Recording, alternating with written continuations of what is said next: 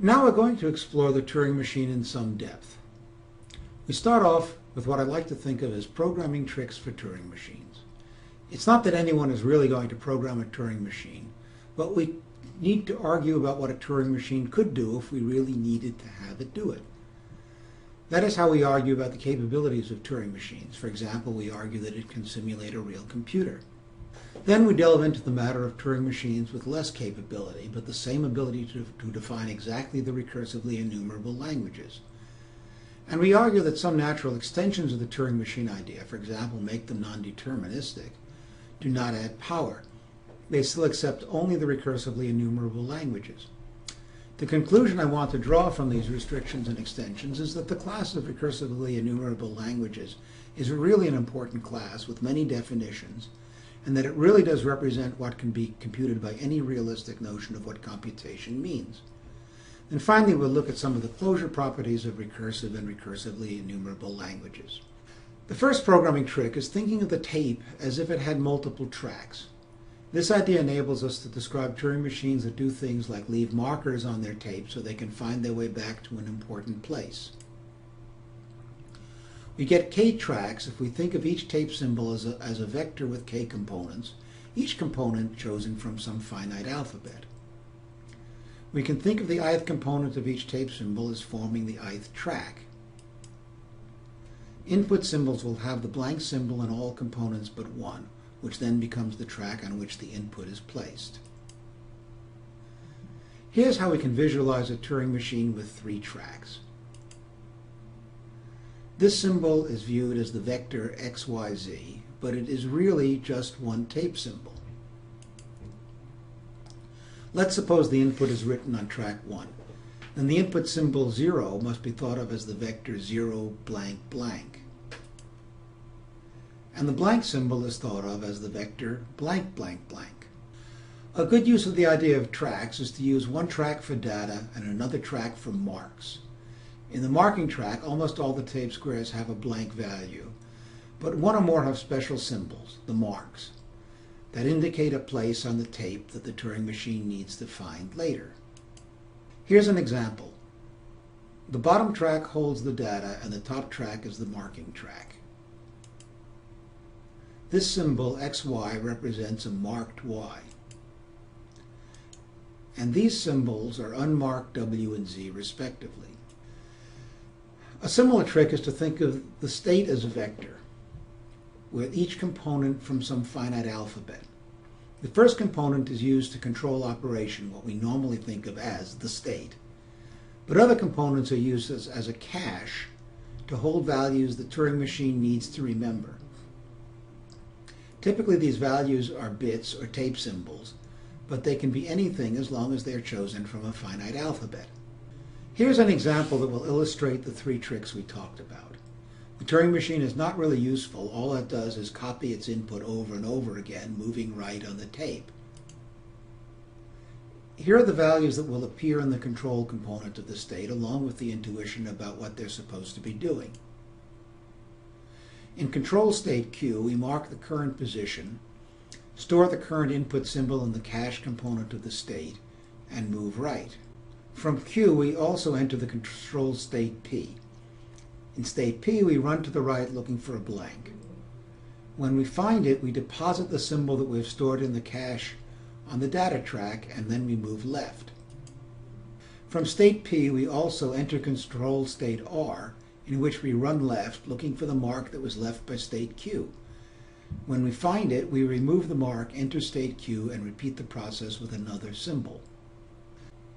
A state is a vector of the form little x, capital Y. Here little x is Q, P, or R, one of the control states, and Y is the cache component. Its values are 0, 1, or B. Incidentally, we shall see that the only state P uses 0 or 1 in the cache. The other 2 states just have the blank in the cache. Thus, there are really only 4 states. Tape symbols will be vectors UV. The first component represents the marking track, so U is either X, the mark, or a B, which is no mark. The second component is the data track, so V can be either 0, 1, or B. we regard BB as the blank symbol, B0 as input symbol 0, and B1 as input symbol 1. We'll now describe the transition function of this Turing machine.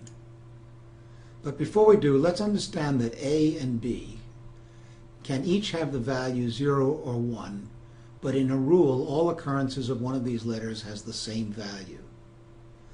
Thus, this is a pair of rules, one for each value of A. It says that if the control state is Q, copy whatever symbol A is on the data track into the cache. That is, this guy winds up here in the cache. The position under the head is marked X, as we see here. And the head moves right, and the control state becomes P. There are two families of rules for control state P. If the current tape symbol does not have a blank in the data track, then stay in the same state, leave the tape symbol as it is, and move right. Note that A and little b can represent either 0 or 1 independently, so there are really 4 rules represented here.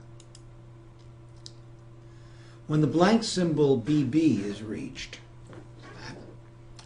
place the symbol A that is in the cache in the data track of the square currently reached. That is, the guy in the cache winds up in the data track. Go to control state R and move to the left. And here are the rules for control state R. In state R, as long as we do not see the mark in the first track, we simply move left with no change in the state or the tape symbol. When we find the square that has the mark, we do 3 things. We remove the mark, we go to control state Q, and we move to the right. We'll be at the position just to the right of where the mark was. We're back in state Q, so the whole cycle will repeat again with whichever input 0 or 1 is in the next square. Here's a motion picture. We are in control state Q with an empty or blank cache, and we're at the left end of the input 0, 1. We're going to pick up the 0 for the cache and mark the current square, going to control state P and moving right. We did all that.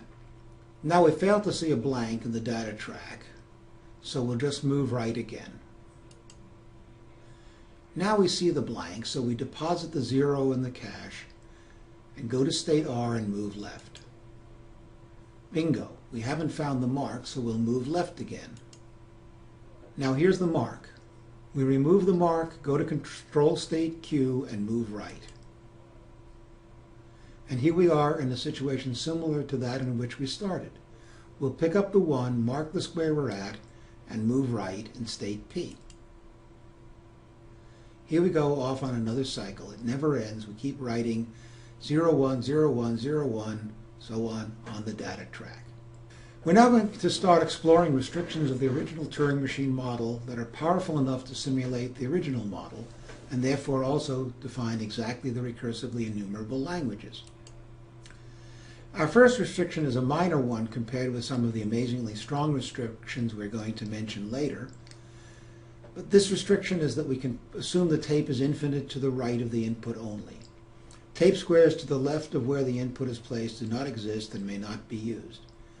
The Turing machine halts if it tries to move left into a non-existent square, but we shall see that in the construction that simulates a two-way infinite tape by a one-way infinite tape, that it is also possible to design a Turing machine so it never makes that mistake and never falls off the tape.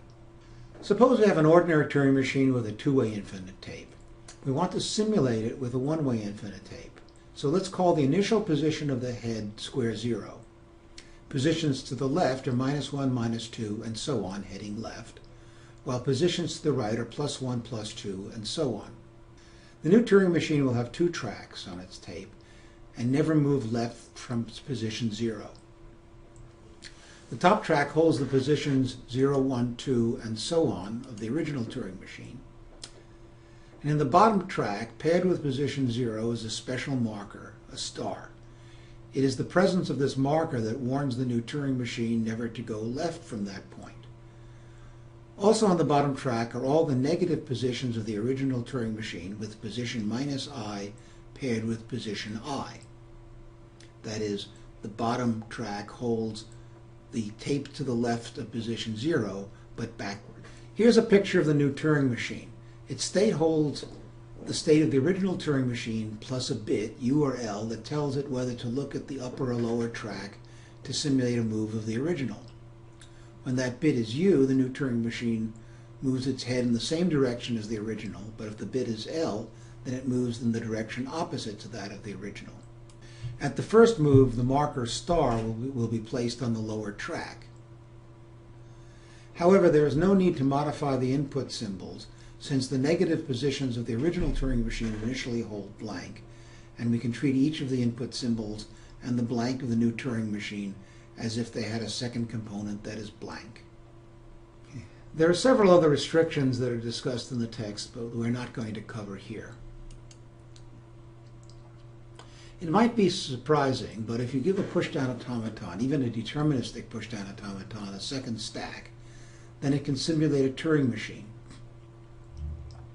The idea is that one stack holds whatever is to the left of the head, including the head position itself, with the top of the stack at the right end of the string. The second stack holds what is to the right of the head position, with the top of the stack at the left end. The two-stack PDA can figure out a move of the Turing machine. If the head moves left, then a symbol is popped off the first stack and pushed onto the second. If the head moves right, then the top symbol is moved from the second stack to the first. Moreover, an even stronger restriction on the two-stack PDA can be made in addition to determinism. The two stacks can each be a counter, that is, a stack that has only two stack symbols. And one of these symbols, the bottom marker, can only appear as the bottom symbol. Thus the stacks each act like counters. You can add one or subtract one, but you can only tell when the count is 0. You can't tell one large count from another. This comment speaks for itself. The guy who discovered this construction that lets two counters simulate a Turing machine was Patrick Fisher. He was one of the really early computer science professors and apparently attracted the attention of the Unabomber. Pat was sent an exploding package which was opened by his secretary, who was injured in the blast but fortunately survived. Now we're going to look at several extensions to the basic Turing machine that we've described. These extensions have some use when we talk about closure properties of the recursively enumerable languages, but mainly they are considered to convince you that the basic Turing machine is good enough. It captures all of what we might think of as computing by any means. That is, our goal is to simulate each of the extensions with the basic model, and thus to show that the extensions define only the recursively enumerable languages. Our first extension will allow any finite number of tapes. Then we add non-determinism. The last extension is really a demonstration of how a Turing machine can simulate a name-value store. That is, a storage system that lets us associate any value with any name. Recently, very large-scale name-value stores have become a significant factor in the big data world, with systems like Google's Bigtable. However, our purpose here is more mundane. A name-value store is the hardest part of a computer to simulate. In essence, the memory hierarchy of a computer can be thought of as a place where we store values and locations, whether the locations are memory addresses, cache addresses, or block numbers on a disk. If we can show how a Turing machine simulates a general name-value store, then we should have a good idea of how the Turing machine can simulate a real computer. A multi-tape Turing machine has k tapes for some fixed k. There is one head for each tape, and each head is positioned at one square of its own tape. To determine a move of the multi-tape Turing machine, we have to look at the tape symbol under each head as well as the state. And the action of the multi-tape Turing machine consists of a new state, a new symbol for each tape square that is scanned, and a direction for each of the heads. The heads move independently, and some heads may choose to stay where they are rather than move at a step. To simulate k-tapes, we'll use a Turing machine with a single tape, but we'll regard this tape as having two k tracks. K of the tracks are used to simulate each of the k tapes, while the other k tracks are used to mark the head position of each of the tapes. That is, These tracks are blank except for a single X in one of the squares. Here's a picture of a one-tape Turing machine simulating a two-tape Turing machine. There are 4 tracks. 2 of these tracks hold the contents of the 2 tapes, while the other 2 tracks hold only a single X each, marking the positions of the 2 tape heads. That is, the 2-tape Turing machine has the head of its first tape scanning this C, and the head of its second tape is scanning this W. I hope it is clear that the ordinary Turing machine can, to simulate one move of the 2-tape Turing machine, visit each of the X marks, store the symbols that the 2-tape Turing machine sees in cache components of its own state, and finally figure out the move of the 2-tape machine would make. The 1-tape machine then visits each of the positions with the X's again, changes symbols as the 2-tape machine would, and moves the X's to reflect the head moves of the 2-tape machine. The 1-tape machine needs to be careful to remember in a component of its own state how many X's are to its left, so it can always find them all on its own tape. But if we design the 1-tape machine to do that correctly, then it is possible for it to simulate the 2-tape machine, although it will obviously take many of its own moves to do so. Now let's look at the non-deterministic version of a Turing machine. We'll talk only about 1-tape non-deterministic machines, but the addition of several tapes along with non-determinism doesn't add power either. The basic idea is that the Turing machine is allowed to have more than one choice of move for any state tape symbol pair.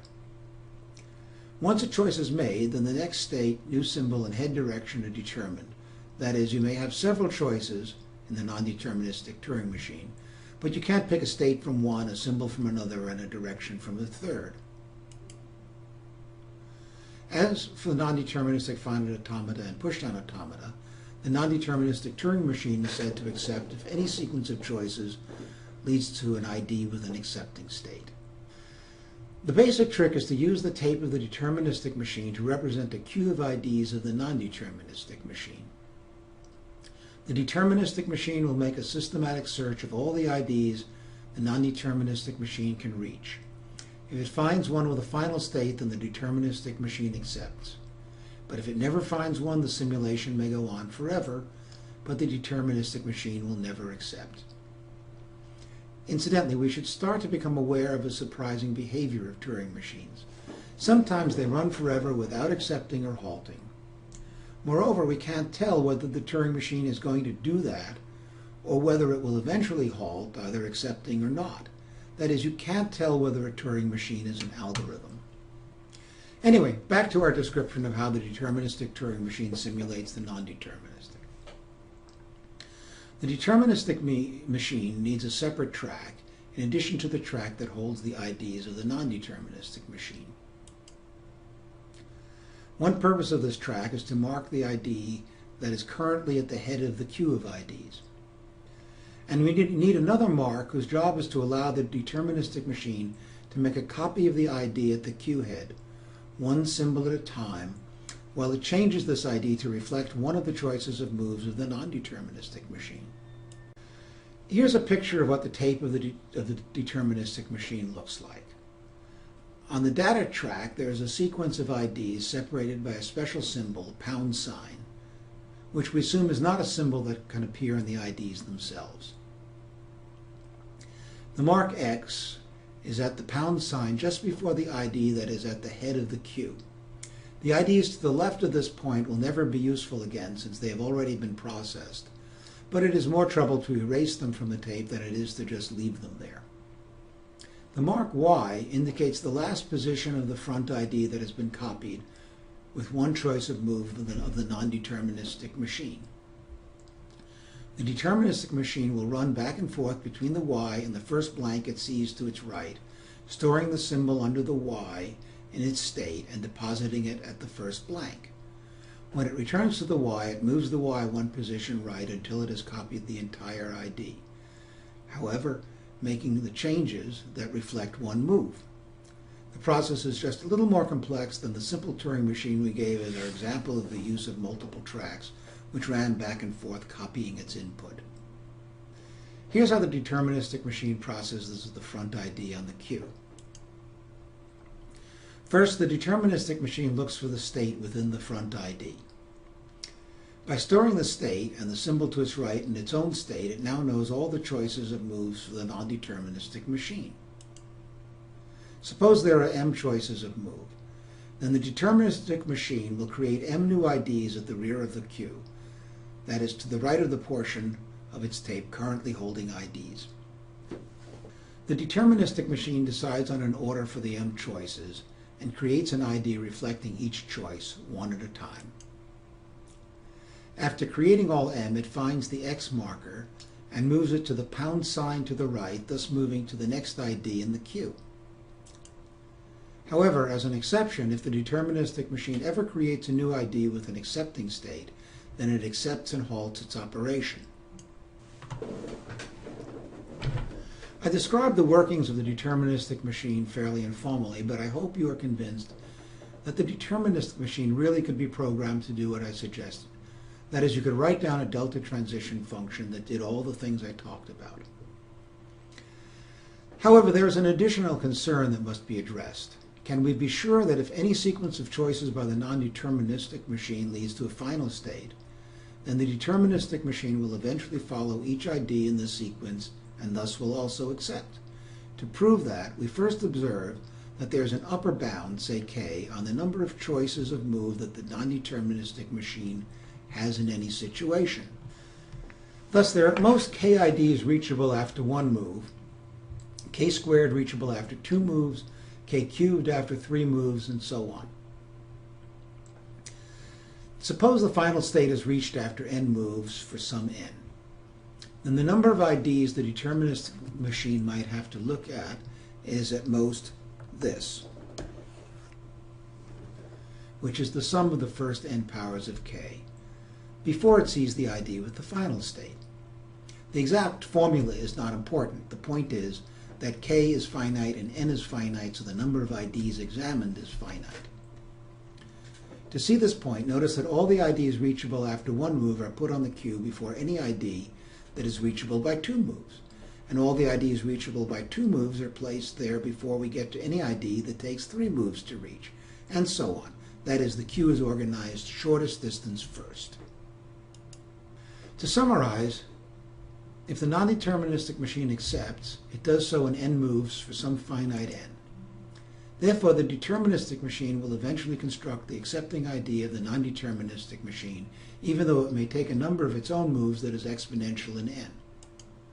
However, if no sequence of non-deterministic choices leads to acceptance, then the deterministic machine does not accept.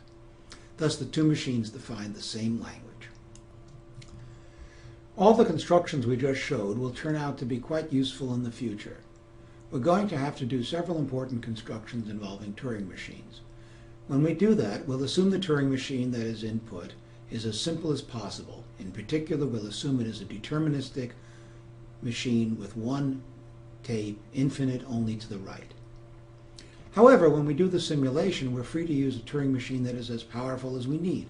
In particular, we can allow it to be non-deterministic and to have as many tapes as we need. But first, let's take up how we simulate name value stores by a Turing machine. The Turing machine will have several tapes that we'll describe later, but one of the tapes is used to hold the sequence of name value pairs. As suggested here, the format we use is to separate pairs by pound signs and to separate the name from the value by a star. We assume neither pound nor star are symbols that can appear in any name or value. A second track of this tape will be used to mark the left end of the sequence. This mark never moves, it's just there so we can find the beginning of the sequence and scan it looking for a particular name. A second tape will be used to hold the name that we want to look up.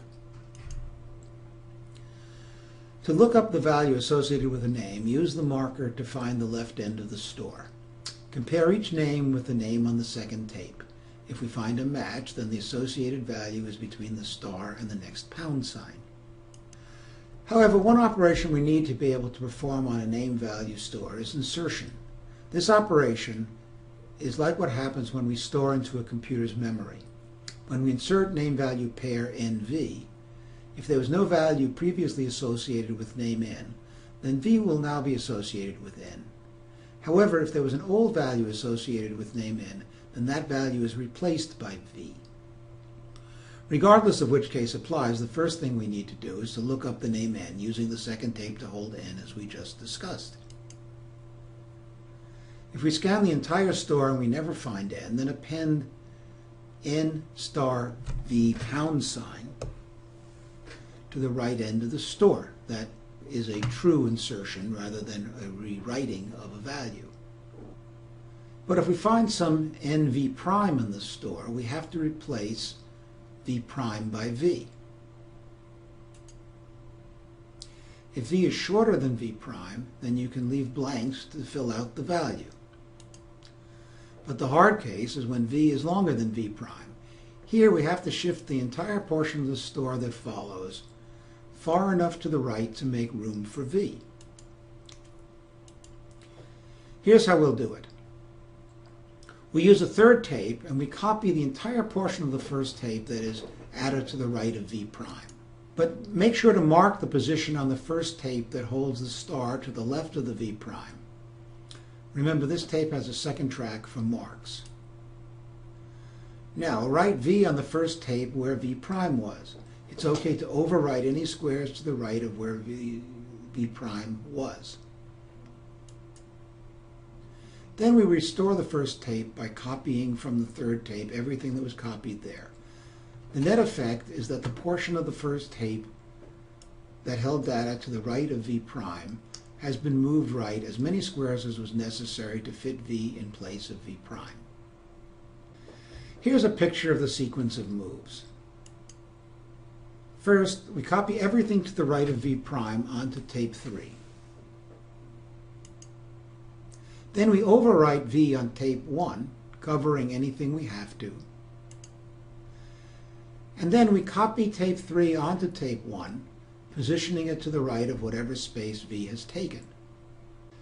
Okay, now we're going to see something of the closure properties for both the recursively enumerable languages, that is those that are defined by Turing machines that may run forever if they don't accept, and the recursive languages, those defined by Turing machines that will eventually halt without accepting if they choose not to accept the input. Each of these languages is closed under the regular expression operations union, concatenation, and star. They're also closed under reversal, intersection, and inverse homomorphism. The recursive languages, but not the recursively enumerable languages, are closed under difference and therefore complementation. The recursively enumerable languages, but not the recursive languages, are closed under homomorphisms. Let's first look at closure under union. Let L1 and L2 be languages accepted by final state by Turing machines M1 and M2 respectively. To make things simple, we're going to assume that M1 and M2 are one-tape machines with a semi-infinite tape. For the language L1 union L2, we construct a Turing machine M with two tapes. The first thing M does is to copy its input from the first tape to the second. Then M uses one tape to simulate M1 and the other tape to simulate M2. M accepts if either accepts. To show that the recursive languages are closed under union, observe that both M1 and M2 will eventually halt whether or not they accept. M will accept if either does, but if neither accepts, then M will eventually halt without accepting, so M is also an algorithm. For closure of the recursively enumerable languages under union, we don't know that M or M2 may run forever if they do not accept. If either accepts, then M will surely accept. However, if neither accepts, then M may run forever. But that is okay, since we only want to prove that L1 union L2 is recursively enumerable in this case, not necessarily recursive. We're going to use picture proofs for Turing machines quite a bit. Here's how we represent an algorithm, a Turing machine that always halts. It's just a box with two output signals, accept and reject. We should understand that reject just means that the machine halts without accepting. We know that an algorithm will eventually make one of these signals, and of course not both. Then the design of M can be expressed by this diagram. It gets its input W from the outside, and it feeds it to M1 and M2. which it then simulates. M produces the accept signal if either M1 or M2 accepts. If neither produces accept, then they eventually both produce reject, and M produces the reject signal when they both do. Thus M will make one of these signals but not both, and of course it makes the right signal to accept the union of the languages. And here's how we represent a Turing machine that is not necessarily an algorithm. It makes an accept signal if it accepts, but we cannot expect it to make a reject signal. It may just keep making moves but never accept. This diagram is the design of M for the case where M1 and M2 are general Turing machines. Again, M feeds both the input W. If either raises the accept signal, then M does too. We have no idea what M does if neither accepts, but it doesn't matter. M has the form needed to show that the union of the languages of M1 and M2 is a recursively enumerable language. Here's a picture proof of the fact that recursive languages are closed under intersection. M1 and M2 are algorithms. We design M to feed its input to the simulated M1 and M2, and M accepts if both accept, and M rejects if either rejects. And here's a picture proof for the intersection of recursively enumerable languages. Again, M feeds its input to M1 and M2, and it accepts if both accept. Now, difference and complement give us very different stories for the two classes of languages, recursive and recursively enumerable. If you want to accept the difference of the languages of algorithms M1 and M2, simulate them both until they halt. Accept if M1 accepts and M2 rejects, and otherwise reject. The picture is much like what we saw for union and intersection of recursive languages, only the logic combining the signals is different. An important consequence is that the complement with respect to some alphabet sigma of a recursive language is recursive. Surely sigma star, the set of all strings over sigma, is recursive. So the difference of sigma star and a recursive language is the complement of that language. Unfortunately, this approach does not work for the recursively enumerable languages. They are in fact not closed under difference or complementation. We'll see a particular recursively enumerable language whose complement is not recursively enumerable soon. But just to see why the construction for recursive languages doesn't work, remember that M2 may never halt. So if M1 accepts, we may never know that the input is in the difference. Now let's show that the recursively enumerable languages are closed under concatenation. Let L1 and L2 be defined by Turing machines M1 and M2. Assume M1 and M2 have one semi-infinite tape each. And for concatenation, we're going to construct M, a two-tape non-deterministic Turing machine. Given input W, M guesses a prefix X of W that is in L1. Then let Y be the remainder of W, which then must be in L2, that is, if W is to be in the concatenation of the languages L1 and L2. M moves Y to its second tape. M simulates M1 on input X and M2 on Y. If both accept, then M accepts. Since it is non-deterministic, it will guess every possible way to break W into two pieces. So it always accepts W if W is in L1 concatenated with L2. Next, we claim the recursive languages are also closed under concatenation. We can't use the non-deterministic trick, or at least it's rather hard to do so. However, M will systematically try each possible breakpoint for W into XY. Run M1 on X and M2 on Y. M1 and M2 always halt on each X and Y. If for any breakpoint both accept their pieces, then M accepts. But if all breakpoints lead to rejection by one or both of M1 and M2, then M eventually runs out of things to try and rejects. For closure under star, the same ideas work as for concatenation. Suppose M1 is a Turing machine for some language L, and we want a Turing machine for L star.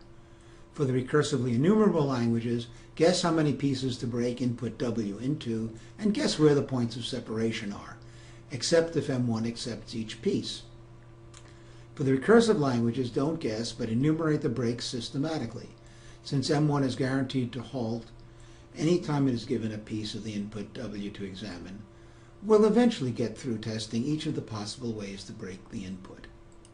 Reversal is easy for both classes of languages. First, reverse the input and then simulate the Turing machine for language L on the reversed input.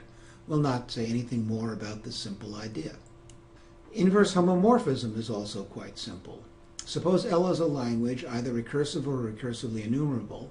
Let M be a Turing machine for L and let H be a homomorphism. We'll design a Turing machine for H inverse of L. We'll start by applying H to the given input W. Simulate M on H of W. Accept W if H of W is an L. If L is recursively enumerable, then we've got a Turing machine which may not always halt for H inverse of L. But if L is recursive, then we know M will always halt, and thus so will the machine we just designed. Last, let's show that the recursively enumerable languages are closed on their homomorphism. So suppose L has a Turing machine M1. We'll construct a non-deterministic Turing machine M for H of L. Given input W, M guesses a string X and checks that H of X is W. If so, M simulates M1 on input X. If M1 accepts X, then M accepts W. Thus, M accepts H inverse of L. This construction won't work for the recursive languages.